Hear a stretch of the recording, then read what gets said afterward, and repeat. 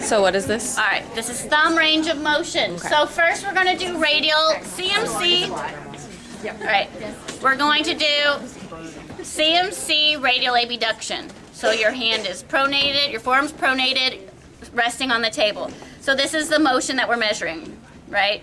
Radial abduction, CMC radial abduction. All right, so starting position is in like that. Our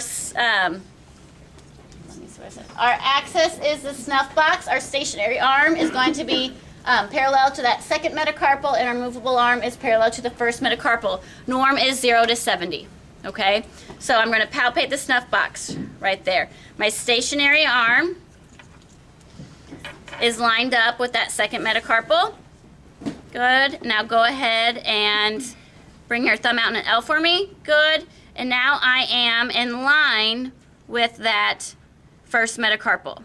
This is tricky. A lot of people's MP joints hyperextend, so you're going to want to line up with the thumb.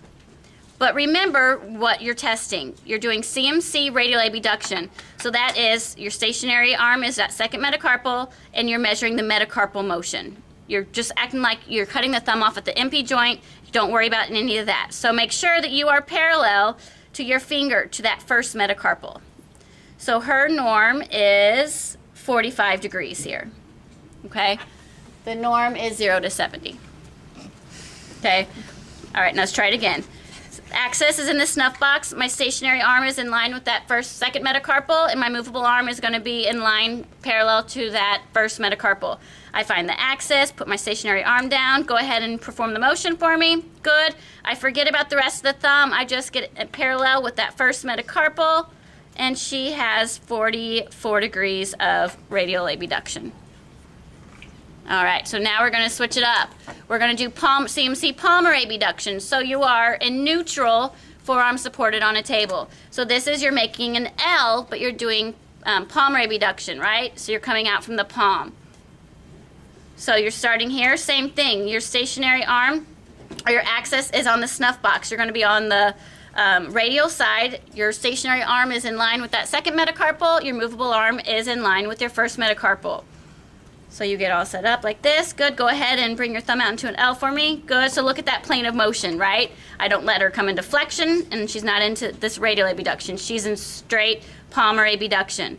Good. And then I'm going to be in line, my stationary first, second metacarpal, and I am in line with that first metacarpal. So I put my finger on the outside here, and you can see that I'm parallel. If you want to go right on top there, I am parallel to my finger because my finger's right on my metacarpal. You're forgetting about the joint, the rest of the thumb, because most people's MP joint kind of then hyperextends a little bit. So you are not lined up with the thumb. You're lined up with the metacarpal. That's kind of the tricky part there. So she has 40 degrees of palmar abduction. Okay? The norm is 0 to 70. Oh, sorry, I messed that up with the radial and palmar abduction, the norms. Okay, so I'm going to go back to the book because that is, I feel like, a very big, so I'm just going to double check that's okay, because my norms are 40 to 45 usually. So I don't know where that came from. I will send an email out about where that came from. I'm sure your book probably says it, and that's where I got it from, but I don't think it's right. So, CMC opposition. So now our starting position. So we're looking at that opposition. So the ability for that thumb to actually not to flex, not just how it comes around and it kind of turns, right? So it's opposing, where it's coming around and turning towards the pad of that small finger. So our starting position is seated, your forearm supinated, supported on the table. So now we're the pad of the thumb rotating to meet the pad of the small digit. With this, we're recording the distance from the tip of the thumb pad to the tip of the small digit pad. So you come on up, good, and touch right there. So if they can do it, they're intact. That's what I would put, that their thumb range of motion opposition is intact. Say if they can't do it, then you're going to get your centimeters on your goniometer, and you're going to measure from the top, the most distal portion of that thumb pad to the small digit pad. So if I go pad to pad, she's at 0.9 centimeters. And then some people go from nail bed to nail bed. Then she'd be at 3 centimeters. If I would document this, I would usually say if I did it from the nail bed or from the pads. Your book says from the pad to the pad. So I would just document how I measured that. So that's how you would measure thumb opposition. Now we're going to do thumb MP flexion and IP flexion. You can measure these isolated, but we're going to measure them composite. So that means composite means I'm doing MP flexion at the same time I'm doing IP flexion.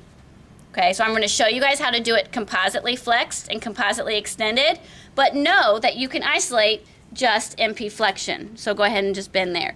And that's going to be important because when we muscle test, you're going to be isolating just that joint. So you can isolate just IP flexion and measure there.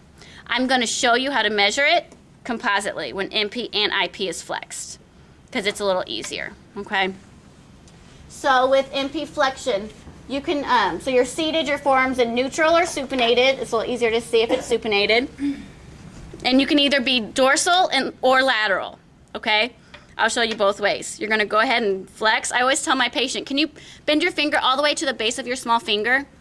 That's how I test it. If they can touch to the base of their small finger, I usually just put intact. But if they can't, or if they're lacking somewhere, or if it's very specific and I need to measure, this is how I would measure.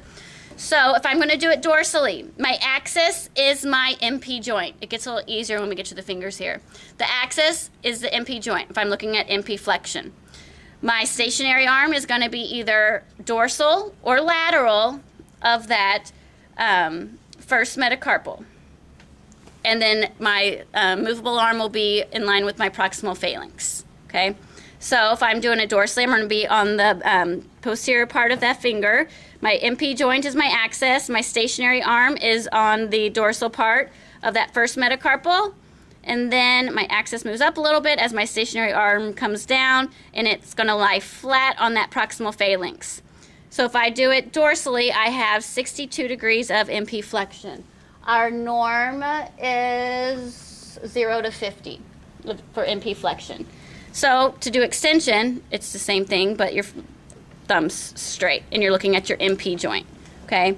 So you can see if you're doing it dorsally, how this goniometer, you can't really do it because it gets in the way, right? So that's whenever you could either move laterally, or if you need to still do it dorsally, you bend that goniometer out of the way. So if you're doing dorsal, with this goniometer, your MP joint is still the axis. I've got to bend my goni to make sure that I'm flat against that first metacarpal. Good, go ahead and extend. Okay, and then I am, same thing here. So you see how your IP hyperextends a little bit? So then if I can't really put my goni flat against that proximal phalanx, and this goni cuts her. So that's why I don't measure dorsally, because of all those issues, okay? But say if she doesn't hyperextend at all, you could technically do it dorsally, and still get MP extension with 0 right there. But I'm actually blocking her into what she actually fully could do with her IP joint. So that's the disadvantages of doing it dorsally. So we have so we just did MP flexion dorsally. So if I'm going to do it laterally, I'm just going to move from the dorsal aspect of the finger to the lateral. So my axis is still the MP joint, mid MP joint. My stationary arm that's where our lines, and you can use your pencil or your finger. So now I'm parallel to that first metacarpal, and I put my finger there so I can see that my finger and my line of my stationary arm will never intersect, right? Because they're parallel. And then I'm going to be parallel to my proximal phalanx. So my movable arm is in line with my proximal phalanx. I can put my finger or pen there to make sure that I am parallel to that line. So then she has 60 degrees of MP flexion there. So now if she goes into extension, go ahead and straighten your thumb for me. Good. So now I am, with my pen or my finger, my axis is still on that MP joint. So I'm with that first metacarpal. So I can see with my finger, I'm on the metacarpal, and my stationary arm is parallel to that. And then with my proximal phalanx, good. So I'm parallel with that proximal phalanx, so my finger and that proximal phalanx will never meet. So now you can see I don't care about that IP joint, right? And it's not, you have a lot of IP hyperextension. But because I can put my finger there, or you don't have to put your finger there, you can visualize where that proximal phalanx is in the middle of that thumb. That's the benefit of doing it laterally, and much easier, I think. Okay, so that's your MP flexion and extension. Next, we're going to do IP. So our axis is the actual IP joint if we're doing it dorsally. Stationary is that proximal phalanx, and then my movable arm is the distal phalanx. So you can see how if I'm dorsally a little bit, you see how her finger, go ahead and, that's all she can bend. You can see how I can't get totally flat against the bone and her fingernails kind of funky there. I would say that that's a little off. Would I count off? Not necessarily. So here is your IP flexion. She has about 71. Okay, now I'm going to move laterally. My IP joint is the axis. My proximal phalanx is that stationary arm, and then my movable arm is that distal phalanx. Good, so now I'm on the lateral side, and I put my finger there to make sure that I'm parallel to that the distal phalanx, and she has 72 degrees of flexion. Okay, now with extension, go ahead and extend for me.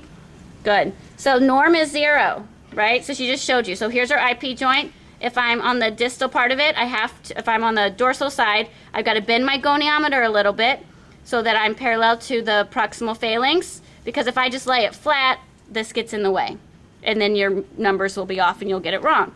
So you have to bend the goni a little bit if you're going to do it dorsally.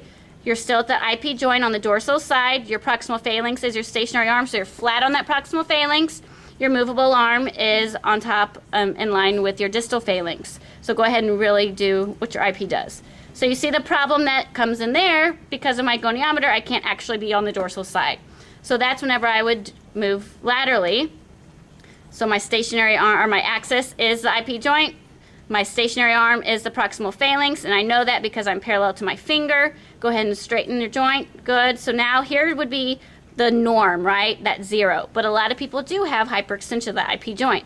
So I would say, and when I get my finger out there to make sure that my movable arm and my finger are in line with that distal phalanx, and she has 55 degrees of IP hyperextension. Okay.